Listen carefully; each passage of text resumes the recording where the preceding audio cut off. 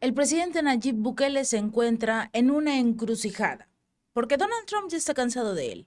A Donald Trump ya no le interesa en este momento hacer negocios con él. Ya se le acabó, digámoslo así, sus 5 minutos de fama. De esto y mucho más hablaremos aquí en el Chapucero USA, pero vamos a arrancar con esta situación que está moviendo al mundo, porque hoy los ministros de la Defensa y del Interior de Ecuador anunciaron el famosísimo centro de confinamiento del terrorismo, el SECOT, la megacárcel de El Salvador, construida en la gestión del actual mandatario Nayib Bukele. Lofredo, quien es precisamente el ministro de la Defensa, compartió un video publicado por la entidad donde señala que durante el recorrido por el SECOT, este centro actualmente en polémica por recibir a deportados de Donald Trump, funciona. Según él, funciona. Y fueron precisamente para observar cuál era el manejo, la seguridad física, los medios, los equipos con los que cuenta el personal, la seguridad electrónica, la administrativa, cuáles son las ideas para trasladarlas a Ecuador, para fortalecer su sistema carcelario. La cartera de defensa ha señalado que con esta visita al SECOT, al que califican como el centro carcelario más avanzado y seguro de Latinoamérica, han constatado algunos aspectos a imitar, como por ejemplo su ubicación estratégica, lejos de la zona urbana, que se realicen controles militares de aproximación en el perímetro externo, el trabajo conjunto entre las Fuerzas Armadas, la Policía Nacional, el personal penitenciario, para tener un control de todo el perímetro interno. También que la infraestructura es prácticamente simple, pero muy funcional, por su construcción fortificada. Los servicios básicos que mantienen control centralizado y que al mismo tiempo cuentan con una metodología de control visual permanente. Agradecieron a Nayib Bukele por permitir ver esta visita, a realizar esta visita, por permitirles saber qué era lo que les falta para la megacárcel que supuestamente van a crear. Porque recordemos una cosa, el nuevo presidente, otra vez, de Ecuador, Noboa, ya lo había repetido, ya lo había dado a conocer. Su intención es tener esta megacárcel en el Ecuador y convertirse también en una especie de muro de contención y sobre todo recibir dinero de Estados Unidos, porque recordemos que Estados Unidos le está pagando una gran cantidad de recursos a El Salvador por aceptar a los inmigrantes y meterlos a su megacárcel. Noboa tenía la misma intención hace 2 años. En el 2023 dijo, vamos a hacer una megacárcel, en 300 días la podemos tener lista, funcional, para empezar a trasladar a todos aquellos que cometen delitos. Bueno, pues fue una promesa en el 2023 que no se cumplió. Ecuatorianos, se acabó el tiempo en el que los condenados por narcotráfico, sicariato y el crimen organizado le dictaban al gobierno de turno qué hacer. Lo que estamos viendo en las cárceles del país es el resultado de la decisión de enfrentarlos. Por eso, desde el gobierno hemos emprendido acciones que nos permitan recuperar el control de los centros de privación de libertad que se ha perdido en los últimos años. Y en respuesta, estos grupos narcoterroristas pretenden amedrentarnos y creen que cederemos ante sus demandas.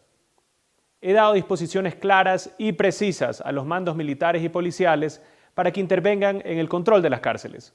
Acabo de firmar el decreto de estado de excepción para que las Fuerzas Armadas tengan todo el respaldo político y legal en su accionar. Hago un llamado a la ciudadanía, ya que esta lucha es de todos y que también les den su respaldo. Lo que vivimos es una muestra de que las cosas deben cambiar en el país y que las leyes que tenemos no son suficientes para vivir en paz, por lo que no hay espacio para políticos oportunistas que buscan sacar crédito a costa de una crisis de seguridad penitenciaria. Nosotros no vamos a negociar con terroristas, ni descansaremos hasta devolverle la paz a todos los ecuatorianos. Era un mensaje muy bonito, pero fue hace 3 años. Y se suponía que en 300 días iban a construir esta megacárcel. Vuelven a ir los políticos a la megacárcel de Ecuador, de El Salvador, para saber cómo es que funciona, porque llevan 2 años intentando construirla y definitivamente no han avanzado en lo absoluto. De hecho, en enero del 2024, Noboa dijo que esta prisión estaría lista en menos de un año y que iban a ser igualitititas porque esa es la misma compañía que creó, la que diseñó la megacárcel de El Salvador, que iba a ser contratada en el Ecuador. Pues no funciona. No funciona, ya llevamos 2 años esperando a que esto finalmente se logre, pero mientras eso pasa, los políticos de Noboa acuden a El Salvador para saber qué es lo que les falta para poder cumplir con esta promesa de hace tanto tiempo. Ecuatorianos, como ustedes saben, nos encontrábamos en El Salvador gracias a la excelente relación que existe entre el gobierno de El Salvador y el gobierno de Ecuador. Quiero agradecer primero al presidente Nayib Bukele por permitirnos venir a esta visita tan importante para nuestro país, donde estamos viendo todo lo que han hecho ellos en contra de las mafias y del terrorismo. Hemos tenido una agenda muy importante que hemos cumplido el día de hoy y que vamos a cumplir el día de mañana. Para comentarles, hemos estado con el ministro de Justicia, con quien hemos tenido unas importantes conversaciones sobre la administración de justicia y seguridad en El Salvador, grandes ideas que podemos implementar en el Ecuador. Hemos tenido una reunión con la ministra de Turismo, fundamental para conocer paso a paso cómo ha sido la situación aquí en El Salvador y cómo salieron de la inseguridad hacia uno de los países más seguros que existen hoy día. Y con el ministro de Defensa, cómo trabajaron Policía Nacional y Fuerzas Armadas en dar seguridad a El Salvador, cómo lo implementaron, qué pasos dieron fundamentales para que nosotros podamos tomar esas ideas y tanto Policía Nacional como Fuerzas Armadas puedan seguir trabajando en conjunto por la seguridad de nuestro Ecuador. Hoy nos encontramos aquí en el Centro de Confinamiento del Terrorismo, donde tenemos grandes ideas que el ministro nos va a comentar. Sí, estamos haciendo un recorrido, viendo cómo funciona la seguridad física, los medios y equipos con los que cuenta el personal, la seguridad electrónica, la administración. Y estas son ideas que vamos a llevar para nuestro país. Una vez más, el agradecimiento al presidente Nayib Bukele y a todo su equipo por permitirnos esta cooperación que seguro va a fortalecer la seguridad de nuestros dos países. Esperemos que en algún momento lo logren. Mientras tanto, ¿qué es lo que busca Noboa con esta megacárcel? Es simple, necesita apurarse, porque si no, su megacárcel va a estar lista cuando Estados Unidos ya haya entregado todos los inmigrantes que quería a la megacárcel de El Salvador. Porque recordemos que Estados Unidos le está pagando a El Salvador por cada uno de los inmigrantes que se guardan en esa prisión. Eso es lo único que le interesa a Noboa. Lo único. Que su megacárcel esté lista para poder recibir a los inmigrantes de Donald Trump. Y ya hay un acuerdo. Por eso se movilizaron. Porque necesitan empezar a recibir tanto dinero como inmigrantes. Por el otro lado, nos vamos hasta Francia. Vamos a continuar con este tema tan polémico que son, por supuesto, el aceptar dinero de los prisioneros. El ministro de Justicia de Francia, Gérald Darmanin, hizo una propuesta un poco escandalosa. Que paguen. Que los reclusos paguen su tiempo en prisión como parte de un esfuerzo mucho más amplio para combatir la creciente violencia en todo el país, porque es culpa de los que están en prisión, no culpa de los inmigrantes que llegan a invadir a toda Francia y a toda la Unión Europea. En este caso, la medida sigue a una ola de incidentes violentos contra prisiones y guardias en toda Francia que ocurrió a principios de este mes. Digamos que los criminales son mucho más violentos que los guardias de seguridad. En una entrevista, Darmanin confirmó sus planes de modificar la ley para respaldar un proyecto presentado en la Asamblea Nacional en marzo. El Ministerio de Justicia estima que el mantenimiento del sistema penitenciario nacional le cuesta al Estado aproximadamente 4.000 millones de euros al año. Y para justificar la medida propuesta, Darmanin mencionó un precedente histórico. Afirma que hasta el 2003, los presos contribuían al costo de su encarcelamiento. Trazó una comparación con los costos de atención médica y señaló que así como hay un cargo fijo de hospitalización, había un cargo fijo de asistencia a prisión. A ver, si tú vas a un hospital porque te sientes mal, porque te lastimaste, porque algo pasó, por obvias razones, tú pagas ese servicio. Pero si te portas mal y te meten a la cárcel, en lugar de pagar, recibes todo gratis: comida, alojamiento y servicios médicos. Cuando hay ciudadanos en Francia que viven en las calles porque no tienen dinero, porque no tienen trabajo, porque no tienen comida. Pero si cometes un delito, te meten a la cárcel y ahí puedes comer, puedes dormir, puedes descansar sin ningún problema.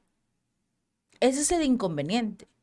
A ver, si vas a la cárcel, debes, además de pagar el daño, también pagar tu estancia, que es hasta cierto punto lo que hace Nayib Bukele en El Salvador, que a los delincuentes, para que logren tener acceso a la comida, a un área específica, deben cumplir con ciertas actividades, con ciertos trabajos, ya sea limpiar las calles, arreglar una escuela, pintar las escuelas, en fin, trabajo comunitario. Y eso significa que vas a tener el derecho a una alimentación adecuada, vas a tener el derecho a tener una habitación, por así decirlo.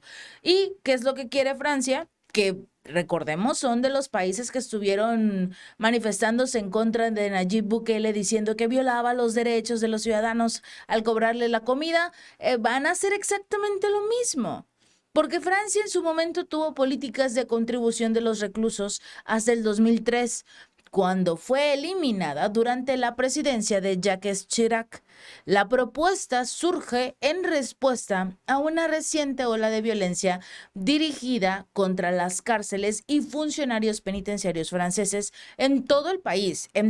Sobre todo, se encrudeció en las últimas 2 semanas del mes de abril. Según la Fiscalía Nacional Antiterrorista de Francia, esta ola de ataques coordinados tuvo como objetivo a al menos 10 cárceles durante 5 noches y los atacantes utilizaron armas automáticas. Se desplegaron casi 200 investigadores para identificar a los responsables. Obviamente no atraparon a nadie y a principios de esta semana la policía arrestó a 25 sospechosos en operativos coordinados en todo el país. Tanto Darmanin como el ministro del Interior, Bruno Retailleau, han señalado a los narcotraficantes como los posibles autores y sugieren que los ataques fueron una represalia por la ofensiva del gobierno contra los líderes de las bandas que operan detrás de las rejas, porque obviamente vas a seguir cometiendo delitos dentro de la cárcel, que es lo que ya no pueden hacer en El Salvador porque les quitaron todo, desde las televisiones hasta los teléfonos celulares. Pero veamos cómo le funciona, porque según en Francia el problema está dentro de las cárceles y no en las calles de Francia. Y finalmente vamos a hablar de otro ataque. En esta ocasión, el líder ucraniano Volodymyr Zelensky amenazó abiertamente con atacar el desfile del Día de la Victoria en Moscú el próximo 9 de mayo. Así lo reportó la portavoz del Ministerio de Asuntos Exteriores de Rusia, María Zaharova. Moscú ha anunciado, recordemos, un alto al fuego unilateral de 3 días, porque no se puede hacer entre ambos países porque Zelensky no cumple los acuerdos. Dijo Rusia, vamos a hacer un alto al fuego de 3 días porque coincide con la celebración de la derrota de la Alemania nazi en la Segunda Guerra Mundial, cosa que a Kiev no le gusta que le recuerden. Y obviamente Zelensky rechazó este alto al fuego. En su lugar, exige una tregua inmediata e incondicional de 30 días. ¿Con qué cara este hombre ridículo viene a exigir 30 días de alto al fuego, de tregua inmediata, cuando ya tuvo sus 30 días de tregua y atacó precisamente las instalaciones energéticas de Rusia, porque gracias a Estados Unidos lograron que durante 30 días las instalaciones energéticas de Ucrania no quedaran completamente colapsadas, porque Rusia las considera puntos estratégicos y las derriba. Pero Zelensky dijo, no me importa que tengamos esta tregua, yo voy a destruir ahora las instalaciones energéticas de Rusia. Bueno, intentar, porque realizó ataques y en ninguno acertó. Zelensky describió el futuro ataque como a los puntos de presión rusos, que los ataques de Zelensky van a ser a los puntos de presión rusos, que empujen a este país hacia la diplomacia. Y reiteró el llamado al alto al fuego. Comentó, ahora les preocupa que su desfile esté en peligro, y con razón, refiriéndose al evento programado para el 9 de mayo en la Plaza Roja. Lo que debería preocuparles es que esta guerra continúe. Zelensky está amenazando con atacar un desfile donde habrá civiles. Sí, habrá militares, se van a realizar la presentación de diversos vehículos militares, pero estamos hablando de un desfile en el que va a participar el pueblo ruso, va a atacar a civiles. Y ojo ahí, la ONU no está haciendo nada. La ONU no está condenando esta amenaza que se convertirá en un ataque terrorista. María Zaharova cuestionó qué tipo de tregua puede ofrecer Kiev. El gobierno de Zelensky está literalmente planeando atentados terroristas en directo y nadie dice nada. Alardear de estas intenciones es justo lo que hacen los terroristas. Las autoridades de Kiev afirman que la oferta de una suspensión unilateral de hostilidades por parte de Rusia no es real y solo pretenden presionar a las fuerzas ucranianas para que concedan a sus adversarios un respiro durante las festividades del Día de la Victoria. ¿Acaso Ucrania no va a celebrar la victoria contra la Alemania nazi? Por supuesto que no, porque ellos son figuras nacionalistas que son aliadas de la Alemania nazi durante la Segunda Guerra Mundial. Hoy a ellos los tratan como héroes por el gobierno actual. Ellos conmemoran, quienes conmemoran la derrota de Hitler el 9 de mayo en lugar del 8 de mayo, como se celebra en Europa Occidental y Estados Unidos, sufren acoso en Ucrania por supuesta deslealtad. Pero en realidad, todos sabemos la historia. La posibilidad de atacar la Plaza Roja, mientras Vladimir Putin y dignatarios extranjeros observan ese desfile, se debate activamente en los medios ucranianos. Un diputado, Roman Kostenko, el secretario del Comité de la Defensa del Parlamento, declaró que Kiev posee los sistemas de armas necesarios para esta operación y que planificarla no sería difícil. El mismo legislador dijo que si las dos naciones llegaran a un acuerdo de paz, los servicios secretos de Kiev podrían embarcarse en una campaña de asesinatos que duraría décadas contra funcionarios rusos. Esa es la paz que quiere Zelensky. O sea, ninguna, porque solo quiere la guerra, continuar con el conflicto.